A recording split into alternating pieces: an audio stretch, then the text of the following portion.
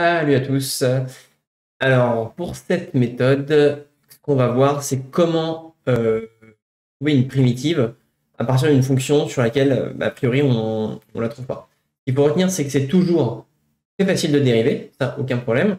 Par contre, trouver une primitive, ça peut être compliqué. On sait qu'il en existe toujours, mais l'expression peut être pas évidente à trouver. Donc là, voilà, donc là, on va avoir un cas très typique de produit où voilà, un produit, ça peut ne pas être facile de trouver la primitive. Donc là, la fonction qu'on va étudier, c'est cette fonction-là, f de x, qui a la 3x carré plus 2 facteur de x au cube plus 2x. Et là, voilà, donc là, on va essayer de faire, c'est l'identifier sous la forme u' fois u. Je reconnais en fait ici que j'ai un polynôme de degré 2, ici j'ai un polynôme de degré 3, et il se trouve que, voilà, en fait, ça va bien marcher. Donc si je prends x au cube plus 2x qui est égal à u de x, en dérivant, je remarque que u' ça fait 3x carré plus 2. Ah, coup de bol, c'est exactement ce que j'ai là-haut. Donc finalement, c'est de la forme u' fois u. Et ça, en fait, u' fois u, c'est la dérivée à peu de choses près de u carré de x. Alors en fait, il faut toujours retenir que pour une primitive, si j'ai un problème de constante multiplicative, c'est pas grave du tout. La constante multiplicative, je la fais apparaître, disparaître, c'est pas un souci, quoi. Ça, c'est donc voilà, typiquement quand je dérive u carré, je vais avoir du 2 quand je fais u carré prime, c'est égal à 2u'. Donc j'ai un 2 en trop, mais c'est pas grave, en fait, je fais apparaître un 1/2, et c'est exactement ce que je fais là. Donc en fait, une primitive de u', c'est 1/2 de u carré. Donc c'est exactement ce que j'ai écrit là. La dérivée de u carré, c'est 2u'. Et donc là, je peux déterminer une primitive de f qui est donc 1/2 de u carré et équivaut 1/2 de x au cube plus 2x, le tout au carré. Donc très bien. Ensuite, on veut déterminer la primitive qui prend 1 la valeur 5. Donc ça, donc on sait que les primitives sont toutes de la forme, celle qu'on a trouvée plus une constante additive, k appartenant à R. Et moi, je sais qu'il y a une unique primitive qui prendra la valeur 5 en x égale 1. Donc très bien, je prends une primitive quelconque de la forme f plus k, et j'explicite cette condition que g de 1 du coup, qui vaut f de 1 plus k doit être égal à 5. Donc là, je fais les calculs. Très bien, ça fait 9/2 plus k, et ça doit faire 5. Donc j'ai une équation en k, et je trouve que k égale 1/2. Donc finalement, la fonction cherchée, c'est 1/2 de x au cube plus 2x au carré, plus ma constante 1/2. Voilà la fonction qu'on cherchait.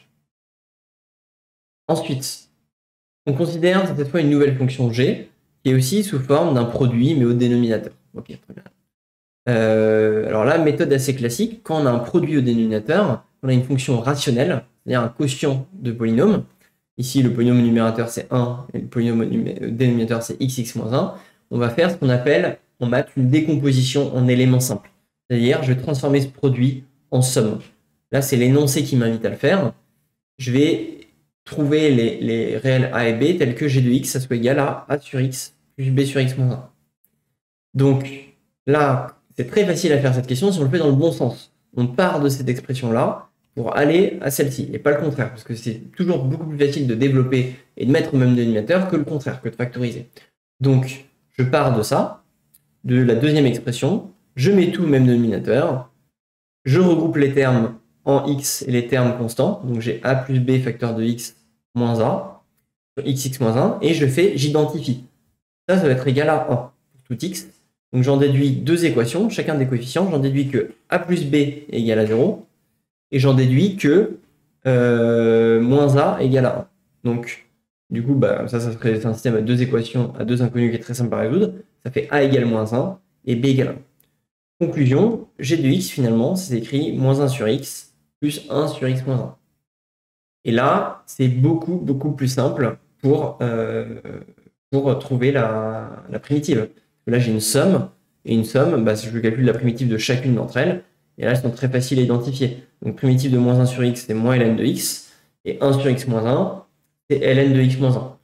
Je peux... Alors, quand on a un doute, le plus simple, c'est de Voilà, je dis, ah, je pense que ln de x-1 est ma primitive, et bah, je la dérive et je regarde, ça c'est de la forme ln de u, donc la dérivée, je sais que c'est u' sur u, et u', ici, bah, la dérivée de x-1, c'est 1, donc ça marche. Ça fait bien 1 sur x-1, donc pas de souci. Donc voilà, donc la fonction proposée, moins ln de x plus ln de x-1, c'est bien une primitive de g sur, alors attention pour l'intervalle, 1 plus l'infini, parce que n'oublions pas que notre fonction, elle était g, elle n'était pas définie sur 0 et en 1, et pareil, pour la primitive, ln, elle sera définie qu'à partir de 1, à cause du ln de x-1. Petite remarque, oui, donc une primitive de 1 sur x, c'est ln de valeur absolue de x. Ok, parce que, évidemment, si x est négatif, ça ne marche pas, et la ln n'est pas définie. Donc là, il faut faire bien attention. Ça veut dire que si on veut se débarrasser des valeurs absolues, sur r étoile plus, ça sera une primitive, c'est ln de x. Sur r étoile moins, ça sera ln de moins x. Donc ça, il faut faire attention. Donc, c'est là où il y a une remarque quand même qui est importante, c'est qu'une fonction, surtout si elle a des intervalles, un ensemble de définitions sur plusieurs intervalles, elle peut avoir des primitives qui ont une expression différente selon l'intervalle. Donc là, bah, l'exemple typique, c'est 1 sur x. Je viens de vous le mentionner, qui n'a pas la même primitive en fait sur r étoile moins et sur r étoile plus. Alors je peux avoir une seule expression, hein, c'est ln de valeur absolue, mais je peux aussi écrire deux expressions si je ne veux pas avoir les valeurs absolues. Donc voilà pour cette méthode-là. Donc si on retient bien, il y a le produit que j'essaie d'identifier sous la forme u' fois u. Donc évidemment, ça ne marche pas à tous les coups. Hein. Là, c'était un cas qui marchait bien. Et la fonction rationnelle qui me permet, avec la décomposition en éléments simples, de transformer mon produit en somme et de faire le calcul des primitives. Donc voilà pour ces deux méthodes de calcul de primitives.